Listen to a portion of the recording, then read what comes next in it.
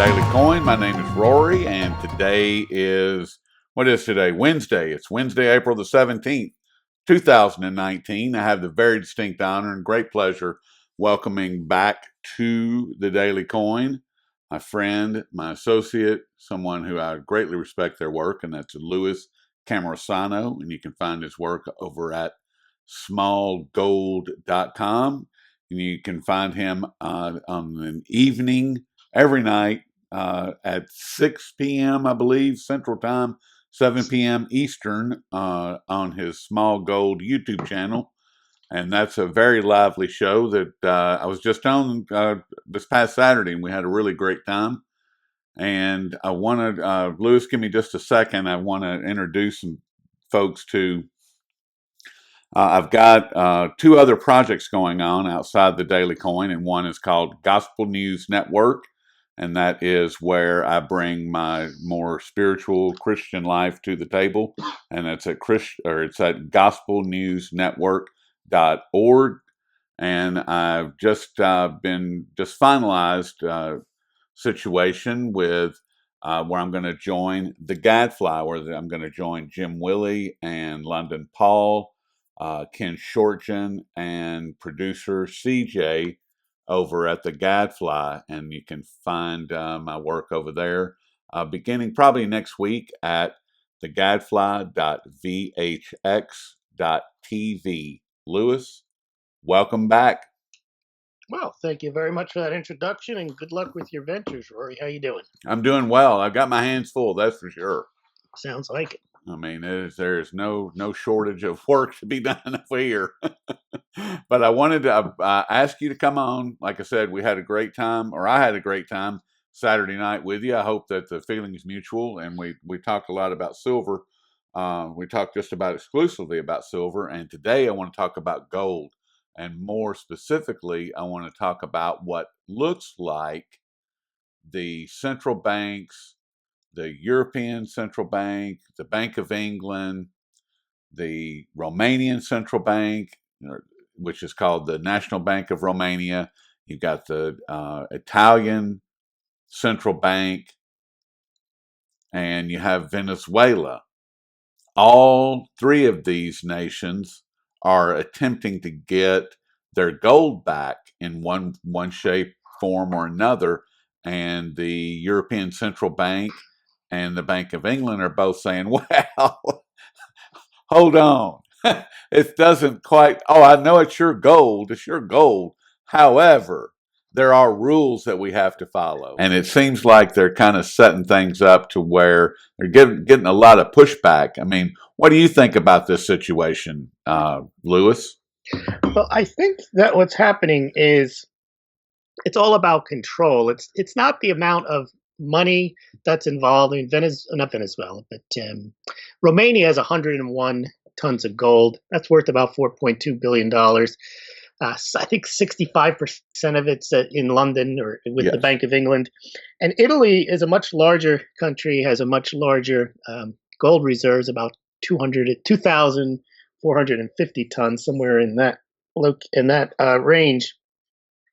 And what they're saying, the ECB, Mario Draghi, is explicitly saying to Italy and other European nations that are part of the EU, ECB, under their auspices, they're saying you can't manage your gold reserves. That's not your job unless you first come to us. Now, countries have in the past, they have these gold agreements where they agree to sell or not to sell certain amounts in advance. And there are many countries involved in those agreements. But this is different, where Italy is saying they want to assert, or at least the populist party in Italy and the people in Italy are saying this gold belongs to us. It's not really a European Union asset.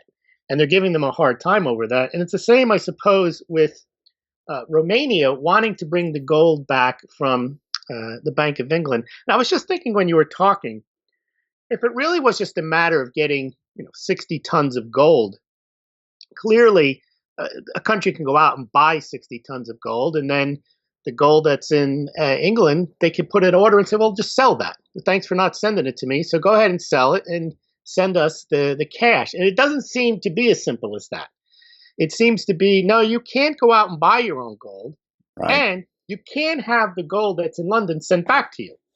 So in a normal situation, if there was some type of issue, well, we can't send it, we don't have it, whatever it is, because we do know that large amounts of gold in the dozens of tons are routinely traded on the LBMA and the over the counter, or shipped to India, or sent to Switzerland for refining. So it's not like we're dealing with these are the only 100 tons of gold, because one of the advantages of gold is it's fungible.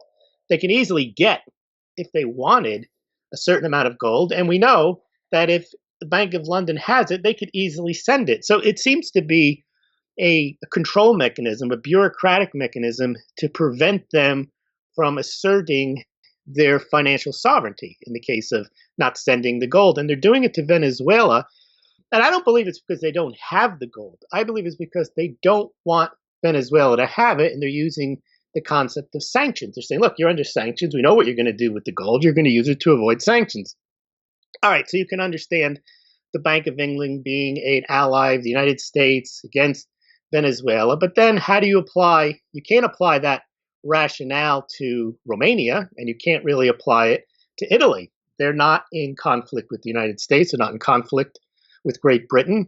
But it seems that the ECB, in Italy's case, doesn't want them to have a dominion over their gold. And that seems to be what the European Union is battling with, are populist movements. It's just manifesting itself in gold in Italy, and it's manifesting itself with Brexit in the United Kingdom. Now, Romania is outside of that scope. They're not looking to leave. They don't have a rebellion going on that I'm aware of. But they just simply want to make a request and repatriate the gold. Now, Right. are they getting a hard time with that? I know they've passed a resolution. They want to get it back, but is there pushback now? Yes, there is. There's serious pushback coming from both their own central bank. I can't pronounce the gentleman's name or person's name.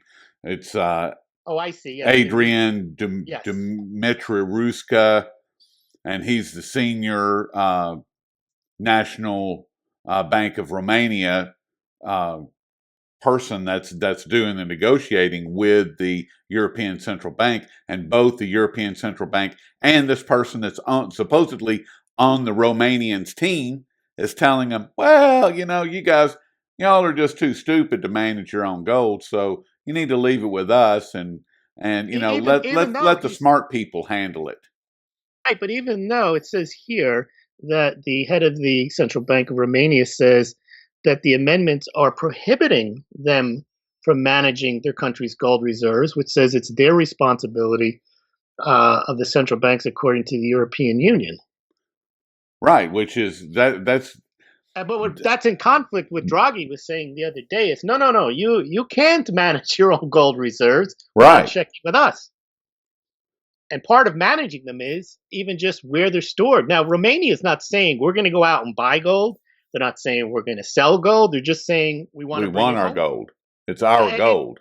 Where it is really not even a function of management. It's just a function of storage. But apparently it's a bigger deal because they know that if it's within Romania's jurisdiction, they could sell it. Exactly. They could manage their gold reserves as a sovereign nation. You mean they could actually manage their own property as their own property? How dare they? Well, and it's the same with the Brexit. You think they can manage their own political affairs and say they don't want to be part of the European Union. And they said, no, you can't manage your own affairs. You're in the Hotel California here. Right. See, and this is where I take issue with all of this. There's two things that are going on. First of all, we're talking about, 65, 66 tons of gold that Romania is requesting. This is about a week's worth of physical gold that runs through the Shanghai Gold Exchange. So it's less. It's like 3 tons. Yeah, it's not. I mean, it's nothing. It's not a whole lot of of gold. It's not worth that much either. Right, exactly. So that's the first thing. I don't really see it's worth something to Romania because they don't have large foreign reserves. That's right, because right now they only have about 30, 35 tons. So And it's the same thing with Venezuela. Once again, we're not talking about 1,000 or 1,500 or 2,000 tons like we are with Italy, Right. but we are talking about the fact that this is their property, that someone has supposedly been storing it in safekeeping for them, but it's still their property. And now the person that has been storing it is coming back and saying, no, you can't have it, period. And That's and like in here a are, bailment, you're not allowed to do that. A what's that? bailment in a bailment arrangement where I give you my chairs or my coats or whatever it is, and I give it to you, and you charge me a storage fee. When I say, okay, I need my chairs and my coats back, the only reason you wouldn't give it back to me is if I didn't pay you the storage fee. Otherwise, you're Exactly. obligated by law to return my coat and my chairs. Right, exactly. It's the same thing. And it's And they're saying, well, you don't need a coat and you've got other places to sit. And right. But see, the thing is that now the what I find so fascinating about this is that you have three different nations that have made this request in a fairly compressed time frame, and all three of them have gotten the same response: for thanks, but different no thanks. reasons, but for For different reasons, but all with the same underlying uh, theme that you do not control your property because we're in control of the way things work. And part of that is denying you your property. Right, and that's and the other countries. I don't know if you remember, but when I interviewed Peter Boehringer, the architect of the German gold repatriation movement, I interviewed him. It's been several years ago. At that time, he wrote a book about what was going on with all of this, and at that time, he had identified between 21 and 23 nations that were either Mm-hmm. discussing gold or that gold was part of their national conversation. So now, if people think that this isn't a big deal, well, they're mistaken, because there's another 18 or 15 plus nations that are out there that are looking at this going, well, what does that mean for me? And it's that's the part that I find the most interesting aspect of what's happening right now. The fact that the Bank of England is denying Romania 60 tons of gold, that's a big deal. The fact that they're denying Venezuela access to their gold, that's a big deal. And what they've done with Italy is huge. I mean, because Salvini went to him and said, "Look, we're thinking about reintroducing the lira, and we want to pay off this debt." And they said, "Well, that ain't going to happen. You ain't going No, to do that." that's the reason. You see, a lot of people interpret this as there's a gold shortage and they don't have the gold, and they did that with the Fed. I don't think that was the same with Germany. They got their gold back. The Dutch got their gold back. I think it's a function of control rather than people interpret as, well, they don't have it and there isn't the gold. The amounts that we're talking about, they have it, or if they don't have it, it can easily be found. I think it's 100% about gold, and the reason they're able to do it is because it goes back to the old adage: um, possession is what, 2/3 of the law, or something like Nine that. tenths possession is nine Whatever, tenths of the you know, law. and it actually physically sits with an entity that has the ability, unless you attack the entity and storm the vaults, you're not getting it back unless they release it. And I think that's That's what it's there, about. there's a It's great about that's control. it's a great way of, I mean, but I would say that it's a great way to start a war, and it is. However, we're talking about Venezuela and Romania and Right? Italy. No ability to do anything about it. Exactly. They really You get your can't push back except through words and policies and contracts. I mean, they can't attack and say, we're here to get our gold. and it's also, it's not worth fighting over because it is more symbolic than anything else. You're not talking about uh, For Venezuela, it's the lifeblood. They have no other way of paying their debt, so they just sold whatever gold they might have had left. They sell like $400 million worth. So for Right. them, it is important, but they're in such a weakened position. They're not going to launch a war on the United States or England to get their gold back. They're pretty much a spent entity. Same with Romania. What are they going to do? I mean, and they know this, and it's a way of telling them you're really under our control, and you're not going to get your gold back, and you may curse your ancestors for sending it here in the first place. Well, what would be interesting would be to see Salvini, Maduro, and the president or prime minister of Romania, all three of them and their entourage, to show up at the Bank of England or the European Central Bank and say, we're here to get our gold.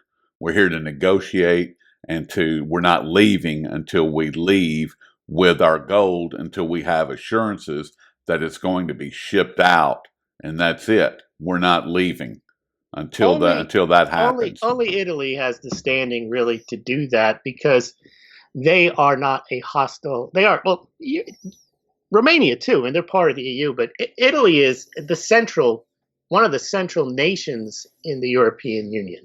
Right, and they have a massive economy.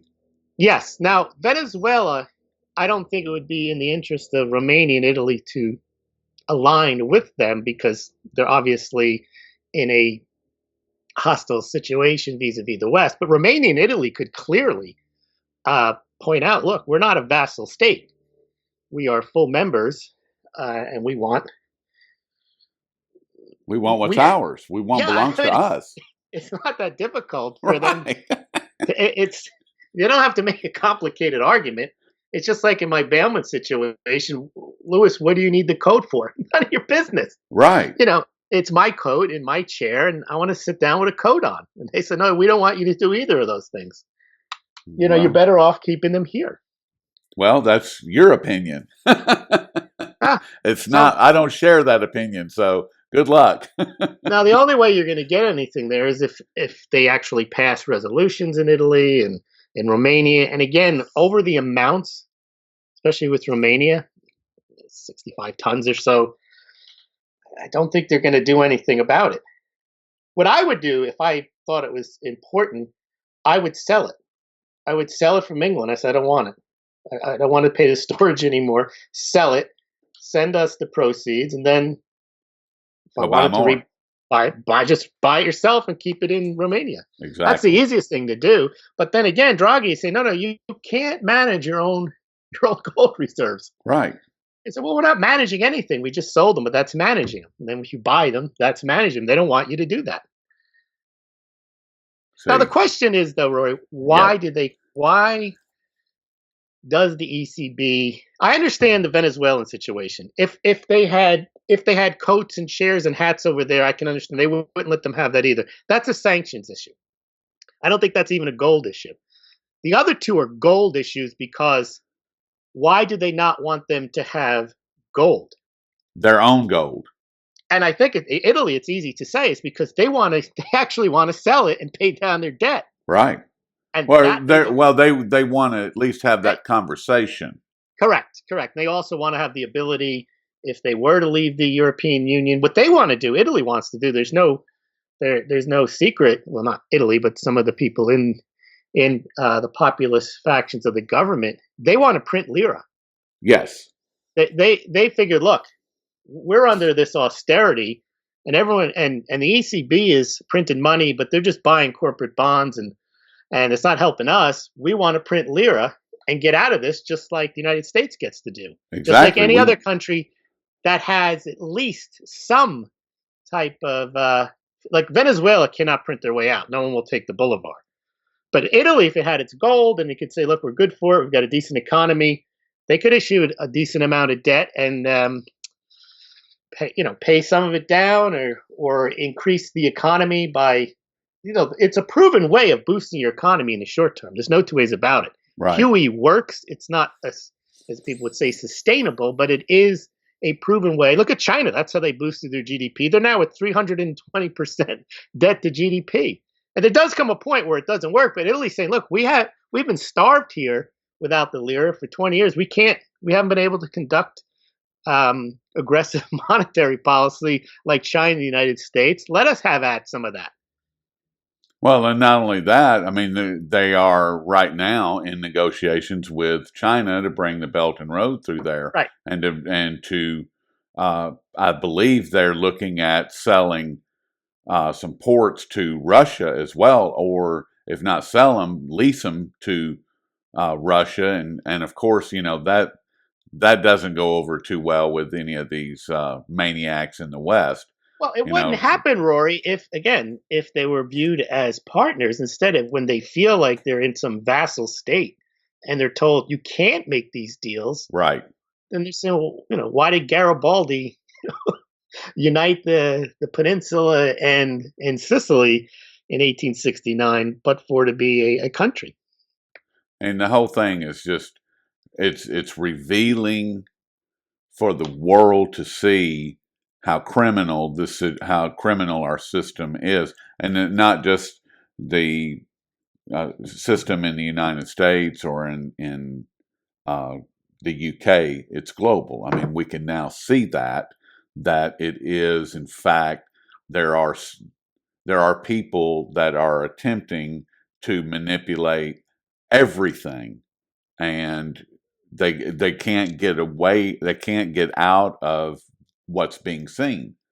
And that's why I wanted to talk to you about this, is because you now have, once again, you have three different nations, you have three different scenarios that are all over the world, that are all looking at the same thing.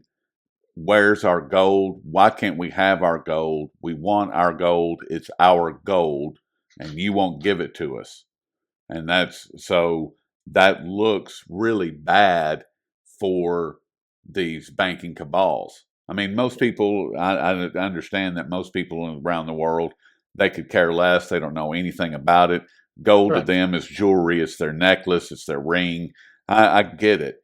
But there are people that do matter, that do understand, that are looking at this, and it's raising eyebrows all over the world, period.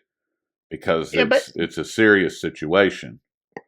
It is, and first of all, as you mentioned, 99% of the people aren't following this anyway. So, but the 1% that are following it, they also realize that there's not much they can do about it. I mean, they can look at it and say, "I don't like that." I disagree. There's a lot of. Well, the question is, who's going to do anything about it? I mean, we're seeing this all around the world. Look at Brexit. I mean, that's a joke. They voted for it 2 years ago, and then you had Theresa May saying, we're leaving the European Union on March 29th, full stop. She must have said it 1,000 times. March 29th comes, she says, oh, we need an extension. To June 30th. And then we need an extension till Halloween. Yes. If large nations like Italy, Romania, and Venezuela can impact and exert any type of control over their own finances, I don't know what people around the world looking at this and they're saying, okay, so they didn't get their gold back. I mean, it doesn't. The Italian people apparently are pretty annoyed about this. Now, I don't know any. I don't know. Remember the Save Our Swiss Gold situation in Switzerland? Now, there was somewhat of a populist movement there. If you recall, what Switzerland had done to join the IMF in like 2000, 2002, they had to sell, I don't remember why, 60% of their gold. They used to have 2,000 plus tons. They went down to 1040. That's where they are now. And then the Swiss National Bank just decided the Swiss franc is too strong. We have to print francs and buy Tesla stock, and they've been doing that. No, that's what and Facebook. Don't forget Facebook. Oh yeah, they have a bunch of unicorn stocks. It's no longer considered the gold-backed, gold standard, safe haven currency the way it once was, and they had to join the rest of the profligate central banks when they joined the IMF. But the point is that's a small country. I would say probably because it's small. There's a greater cohesiveness amongst the people, even though they speak 3 or 4 different languages there. That was somewhat of a populist movement. And if you recall the early polls, that movement was winning. And then the propaganda went in that it was going to destroy Switzerland if they did it. They had to stop it. and the propaganda, well, the propaganda, but the proposal went down, not even swinging, went down like 65-35. So it's Yeah, hard to sus-. because the people that were in charge, the banking cabal came out, they broke Yes, all the rules, they lied and they lied and they lied, and it it was in scared the people yes, to death. It scared them out of their mind. it was in the FT. You had Buter, the former head of Citibank, writing actually recycled one of his own PDFs called "Gold: The 6,000-Year Bubble." Basic, and there was a tremendous amount of propaganda against it. So my point is, it's very hard to keep people excited over somebody else losing their right to their gold. I think that times have changed. I think that people are awakening at such a pace at this point that you have people like Salvini being elected, Bolsonaro being elected, the new prime minister in Austria. You have all of these populist movements that are coming to the table, and they're coming to the table because people are sick of it. People around the world can see Brexit. They can see how criminal that is. They can see what a scumbag Theresa May is, and they can see what the lies are, and they're sick of it. People have grown very weary of having their lives ruined and dictated to by a handful of crazies. They're sick of it. But And that so I think that we're seeing a shift right now of that. Is there well, enough? I don't know. I think it's yeah. I would agree. There are populist movements on the left and the right, but for the most part, they're not geared towards helping a nation get their gold back. There's No. countries. There's movements about universal health care. There's movements about ending wars. I mean, those are much more populist than poor Romania, poor Venezuela, and poor Italy can't get their gold back from the European Union. Also, Brexit is a far more potent populist movement as well. I mean, this. Well, my point is that I don't think that there's going to be a particular laser focused movement to stop the Bank of England or to force the Bank of England to turn over gold. No, I would agree with that. However, what could happen very easily is you could have someone like Salvini team up with the Prime Minister of Romania, and all of a sudden there is a national program to educate both of these nations about gold. And now all of a sudden you have these two sparks that are part of an ongoing flame that continues to grow. Now all of a sudden there's a brand new breath of oxygen about the importance of monetary systems, about why you are broke. This is why you have no money, because the Bank of England holds your money hostage. That's why you're broke. And if there's Mm. that type of a situation, and that could happen very easily, in my opinion, and like I said, all of a sudden you have a, a newfound breath of air breathing on this fire called retraditionalization, populist nationalist movement. Period. I mean, they could easily grow up. I disagree with that because I think that Italy and Greece aren't broke because they don't have their gold. In fact, the reason they want their gold is they want to sell it, Right. and the They want to reason sell it because they've had this odious debt foisted upon them by a small group of criminals. And right, they but then and they there's want they're but they want to do the same thing. They want to print their way out of it. They're not saying let's return the sound money. They're saying let us have freedom. You know, when you have the freedom to control your own finances, any country, any politician, they will always choose to do an inflationary policy. They're not going to say we're going to restrain ourselves. Look at China. China just prints up and that's how they generate GDP. The reason Greece was upset about austerity, you would think if people are in favor of sound money, you say, well, that's good, put a little austerity onto Greece. That was just a way of controlling them because if Greece was an right. independent country, they wouldn't be hoarding gold and doing austerity. They would be expanding their welfare benefits. They'd be expanding government projects. And it's the same with Italy. They don't want to return to sound money. I think the Swiss populist movement was that because they had a history and tradition of being the world's bankers and being of a sound financial and monetary policies. But these other countries, they don't have that tradition, or they don't have it at least in the last 50 to 100 years. And so I don't think that the gold is just a symbol to them. It's not the symbol I think that you think it is, that it means that they're going to return to sound fiscal policies, a gold standard. No, they want their gold so they could sell it and then go their merry way. So I think that it takes a lot more education for people to understand, because right now in all of the world, it's either tax cuts, which arguably don't help reduce the deficit unless you get a roaring economy and you get more tax receipts, or you have look at Trump the other day. See, now that he's a politician, what does he say? We should be doing quantitative easing and lowering interest rates. Anyone who's in charge, they can criticize from the peanut gallery all they want about sound money, but once you tell a population, look, this is going to be hard, we're going to take away all your benefits, no one's going to get elected on that. So the idea that they're going to get their gold back and then they're all going to become sane about economic policy, sustainable policies, they don't care about that. They want what they want, and they want it now, and politicians are conditioned to give people what they want now. The reason Trump wants this, he wants to get reelected. He wants interest rates to go down so he can get elected in 2020. He wants to kick the can down the road. I'll never forget, Obama said, he was put on this spot, and he said, what about all this debt? And he goes, yeah, that's going to be a problem one day. It's not a problem now. It's like, everyone's going to say that. Look, I'm only going to be in office 4 to 8 years. I don't care. I want to get reelected.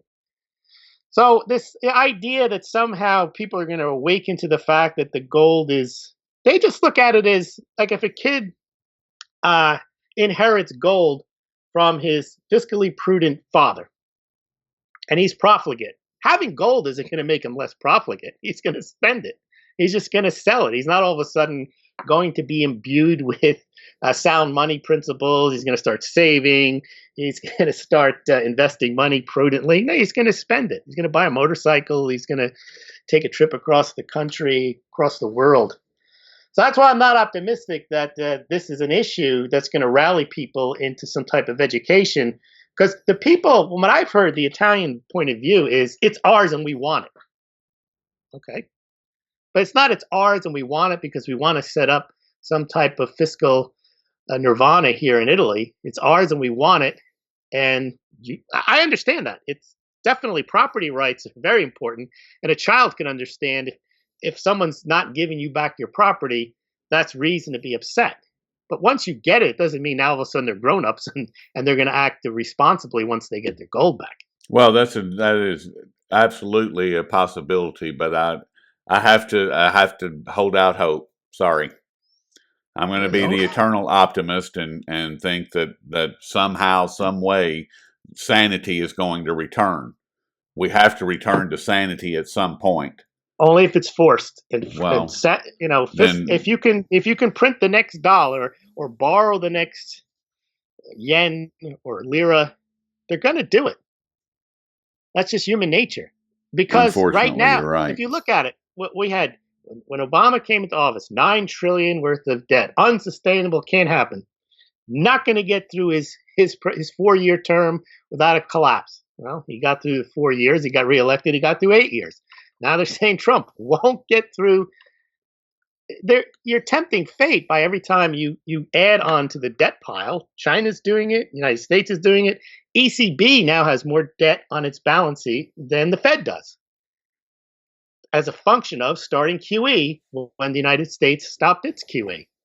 I mean, the whole world has realized that we're past the point of no return. Every country knows that there's Minsky moments, but what can they actually do about it? They can actually force their country into recession, depression, and say this is necessary, or they can say, we'll just keep putting another straw on the camel's back and see what happens. Or put another log on the fire.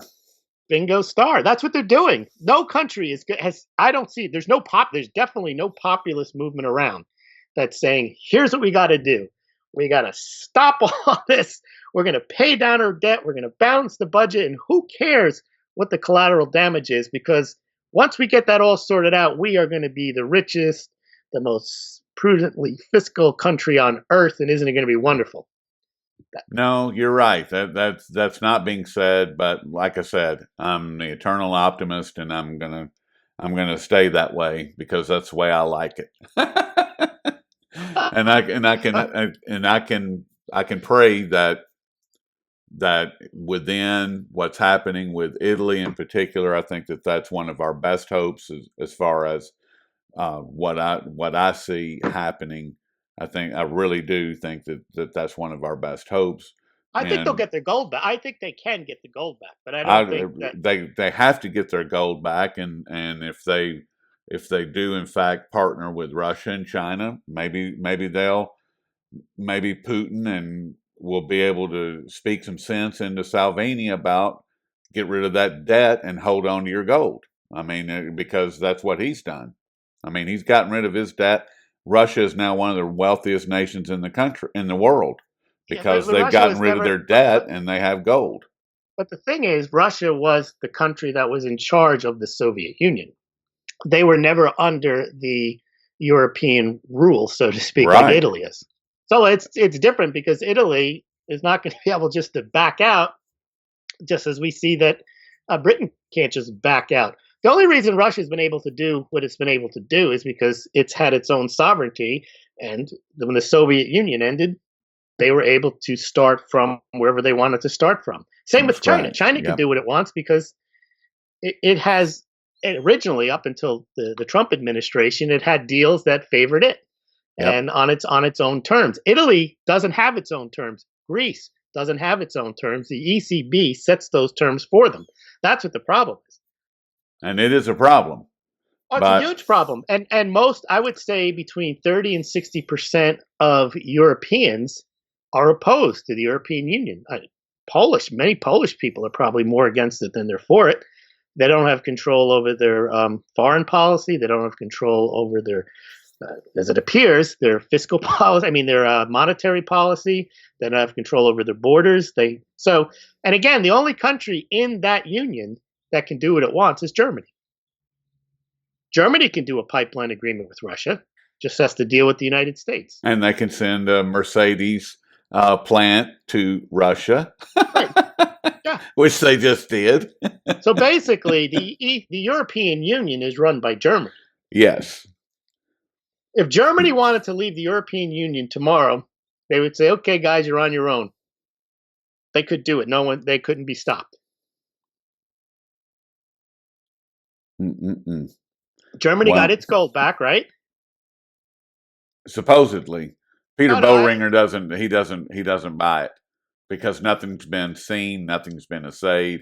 There's no actual physical evidence to prove it. Actually, they did print when I covered this a couple of years ago, they printed the bar numbers and they have them all online now. They got them back from the Bank of England, Bank of France. I can send you an email right now with a whole list of bar numbers. That doesn't mean they exist. Yeah, well, my point is, at least externally, they've announced they got their gold back, whereas Italy is not announcing they got theirs back because they're not getting it back. But Lewis, I have 87 400-ounce good delivery bars in my basement right now.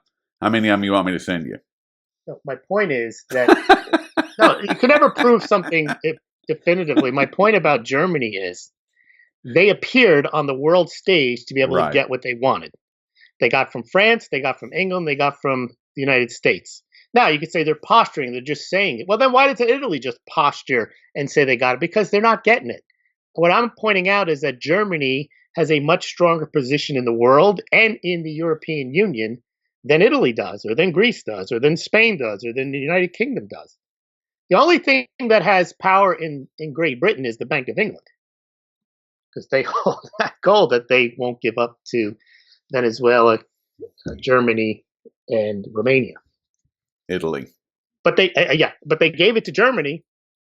Now you say they didn't, but Germany I didn't claims they say got it. that. I'm just saying that no one has actually seen the bars, and then they haven't been, and the bars that they supposedly received have not been assayed. So But then, that's what I'm. But Germany's not complaining about it the way Well, I Salvini is. understand, but if you're in a mafia, you're not going to complain about the Don. Well, then you just I pointed out though that Germany's part of it and Italy isn't. mean, it's Even though Italy has a ethnic birthright to that. it's the whole thing. The whole thing is a mess. That's what I know. But anyway, Lewis, I guess that's as good a spot as any to end it. This has been great. I'm really glad that we had opposing views and we walk away as friends. And we didn't get to everything that I wanted to cover, so I guess we'll have to come back and do it again. All right, always And next time, Rory. always. No. Once again, we've been speaking with Louis Cammarosano, and you can find all his work over at smallgold.com, and you can find him every evening, 7 p.m. Eastern Time on YouTube, on the Small Gold YouTube channel. Louis, thank you so much. Thank you, Rory. Thanks, everyone.